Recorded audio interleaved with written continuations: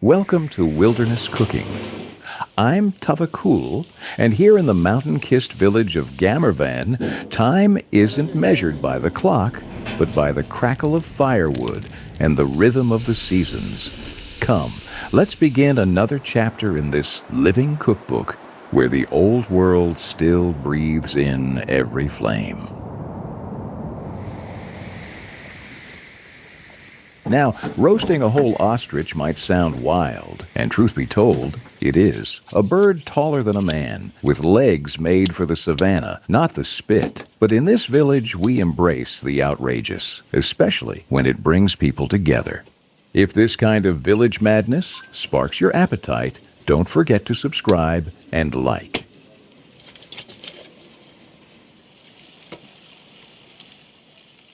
Cooking something as outlandish as a giant ostrich isn't just showmanship. It's oddly fitting for this channel. Wilderness. Cooking is about pushing boundaries while staying rooted in earth and flame. This bird will test both my patience and my craftsmanship.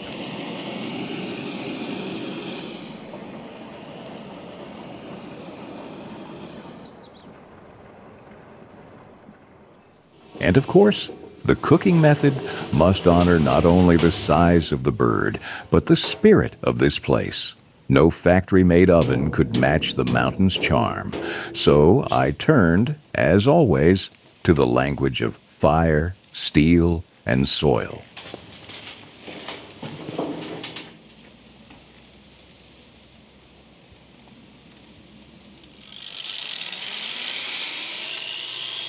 Luckily, I've got an old friend to help. This rusted barrel, with a bit of welding and some village ingenuity, we'll transform it into a makeshift oven worthy of this prehistoric bird. Let's roll up our sleeves. The real work begins now.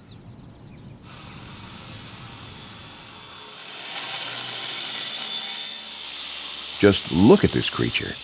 Even in stillness, the ostrich commands awe. It's not just big, it's ancient, as if it stepped out of a forgotten chapter of Earth's story. Before we cook, we must respect. And to respect, we must understand.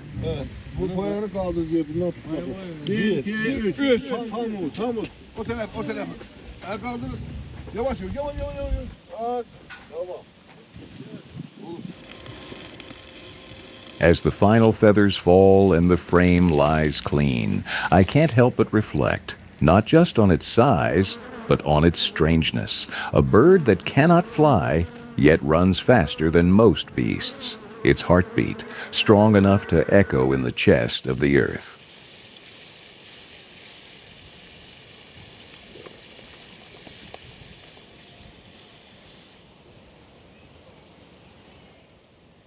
Ostriches make their homes in open landscapes, savannas, scrublands, dry deserts.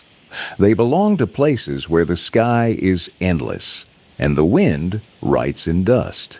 You'll find them in southern Africa mostly, where their silhouettes stitch the horizon at dusk. But the giants, the truly colossal ostriches, are found in Namibia and Botswana. Males that stand nearly eye to eye with camels. These birds evolved to outpace predators with sheer speed and brute endurance. Their legs, two-pronged hammers that can strike with lethal force. Even lions think twice. Before we go deeper, a quick note from the heart. If you find value in these quiet flames and wild meals, consider supporting us through our shop.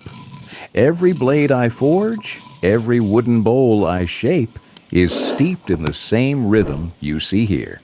They're not just tools, they're tokens of this lifestyle. Click the link below and bring a piece of this wilderness into your own kitchen.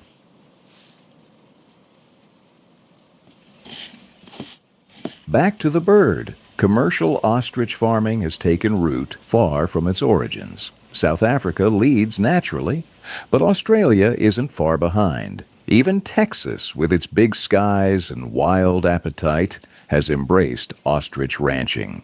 Culinarily, ostrich is prized for being lean and iron-rich, often likened to beef, but cleaner, almost elegant on the palate. It finds its way into stews in Kenya, skewers in Brazil, and haute cuisine in Paris. A global traveler in a feathered coat.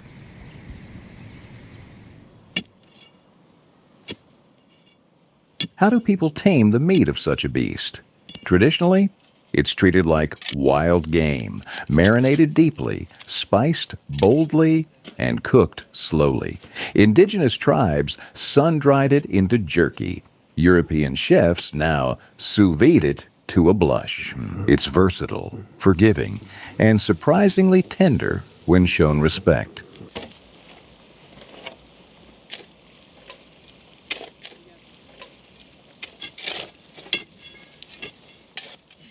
Some of the best-known dishes: ostrich fillet with cranberry reduction.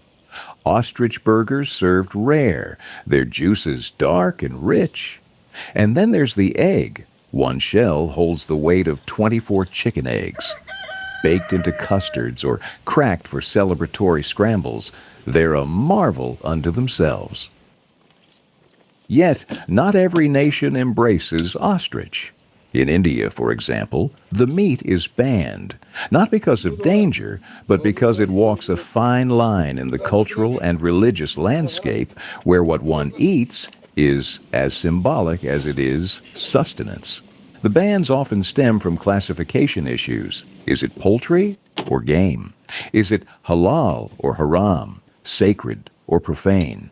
In many places, food rules are as old as the stories themselves, and the ostrich doesn't always fit neatly in the lines. Here in Azerbaijan, ostrich is not a kitchen staple, but when it's cooked, it's done with care. Sumac, black pepper, onions, slow-cooked in their own sweetness. Sometimes, yogurt is used to tenderize. It's the village way. No waste, no hurry, all heart.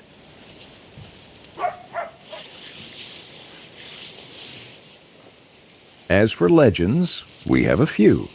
One tells of an ostrich that led a caravan to water in the drought of 1852. Another speaks of an ancient chieftain who claimed his wisdom came from eating ostrich heart once every winter solstice. Whether myth or memory, they've earned a strange kind of reverence. And so, the work continues. Barrels smoldering, meat marinating, sun casting long shadows over stone. We've told stories, honored the bird, and stoked the fire.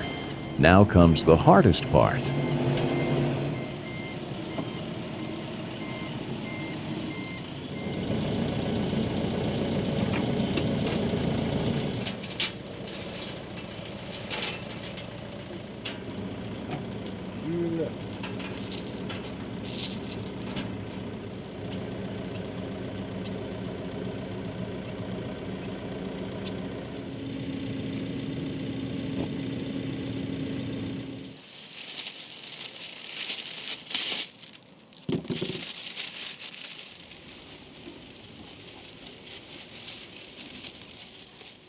With care and reverence, we cradle the great bird in layers of parchment, a rustic shroud that shields it from the fury of the flames.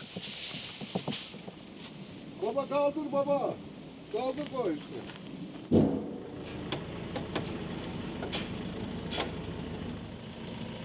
It took the muscle of a machine to handle what no mere man could lift. An excavator, the unexpected sous chef in our village kitchen.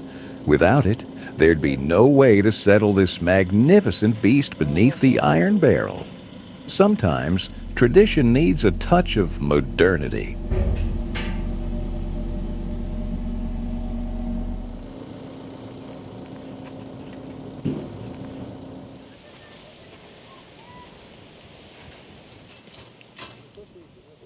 To cook an ostrich is to tame the wild with patience. This method, slow, sealed, and surrounded by fire, is an ancient embrace. It's how nomads once cooked camel in desert pits, how Caucasian hunters celebrated their quarry. The sealed barrel becomes a primitive oven, locking in the natural moisture, letting the meat stew in its own essence until every sinew yields like silk. We stack the firewood in a circle as if paying homage to the beast inside. Flames dance and leap, licking the iron skin of the barrel, creating a convection of heat that enfolds it like a warm cocoon.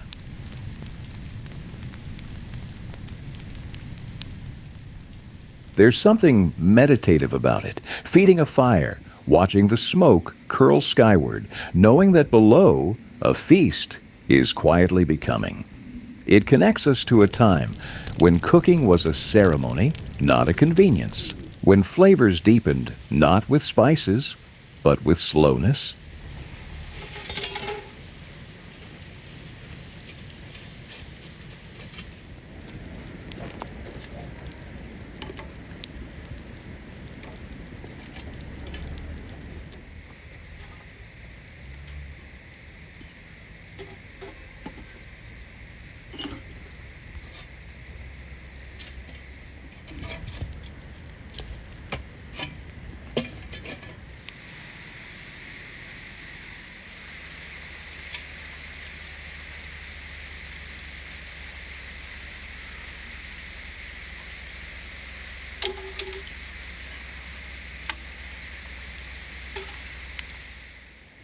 And while the ostrich rests in its iron chamber, we take a pause. A humble tea break, the heartbeat of village life.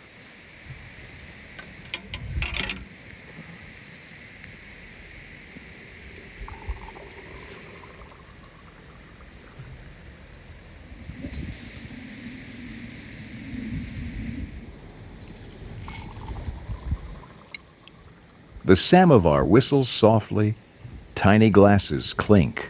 The wind hums through walnut trees. Here, tea time is more than a sip, it's a sanctuary. We sit on woven rugs, the scent of thyme mingling with sugar cubes, and let the world slow down. Laughter echoes from the nearby field. Barefoot children chase each other through dust and dandelions, their joy as wild and free as the countryside itself.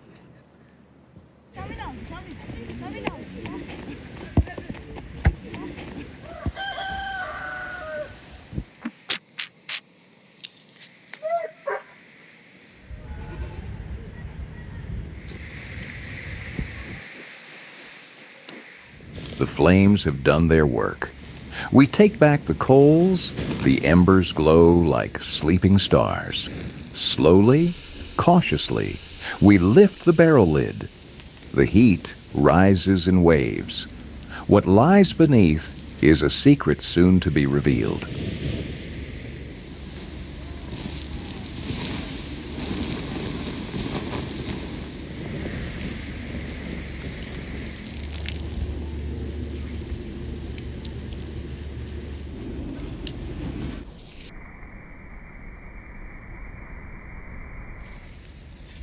This wasn't a weekend roast or a stew for guests. This was a challenge, a pilgrimage. The ostrich demanded respect, and it received nothing less.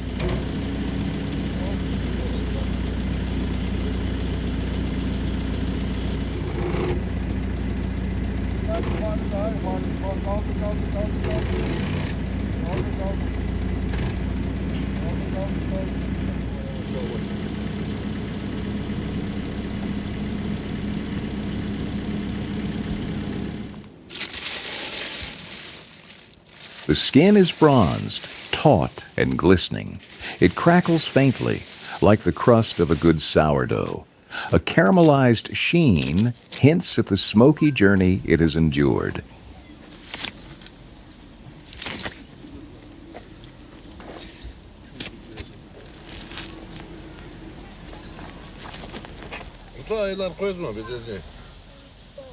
Just look at this creation. A feast forged by earth and fire, patience and hunger.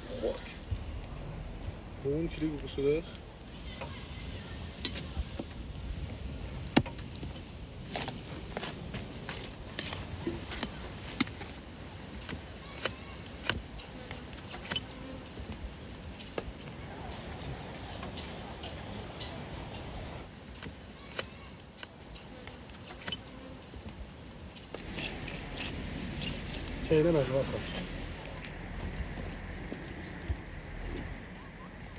meat is dark, rich, somewhere between venison and lean beef. It pulls apart in strands, tender yet meaty. The aroma is earthy with a whisper of smoke, and the flavor bold, primal, touched with sweetness from the slow roast. Each bite is like tasting a forgotten landscape. The village is gathered, and the feast has begun.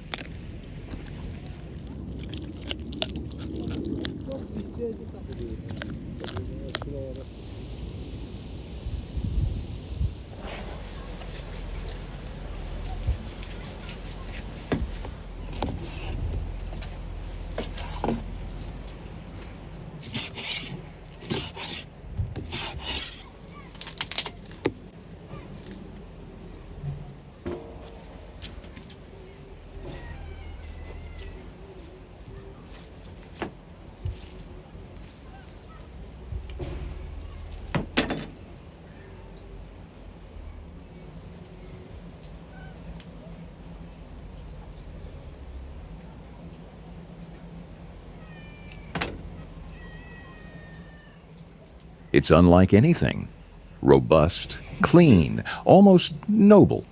Like the bird lived a proud life and now offers itself with honor.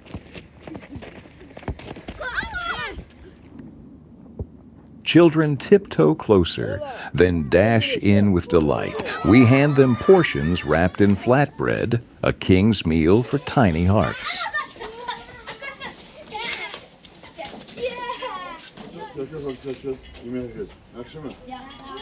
Yemek bu şey. Mehköz terkü kal yakası devakşı çırçağına. Hadi yan katınma. Koyduk hem ihtiyar koşuyoruz. Yedi defa yedin şey. Helal edeceğiz. Etem hariç. Mehköz röster. Etem hariç.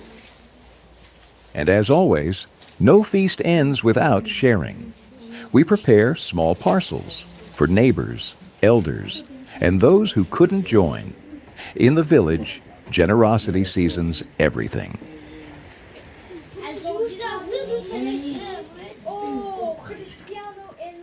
We lay out the platters. Ostrich slices nestled beside roasted onions, wild herbs, and village bread. A rustic table fit for legends. Katı kadar. Katı devakşı diyak ya. Sanki kızarmış. Ne? Nuşer. Sağ ol. Nuşer.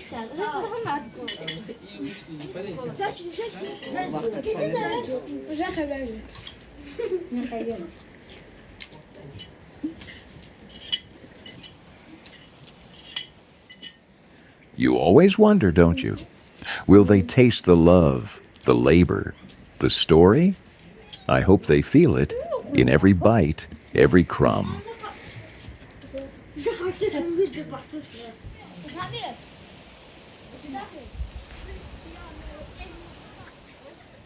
This was wilderness cooking with Tavakkul, where fire meets flavor and nature feeds the soul.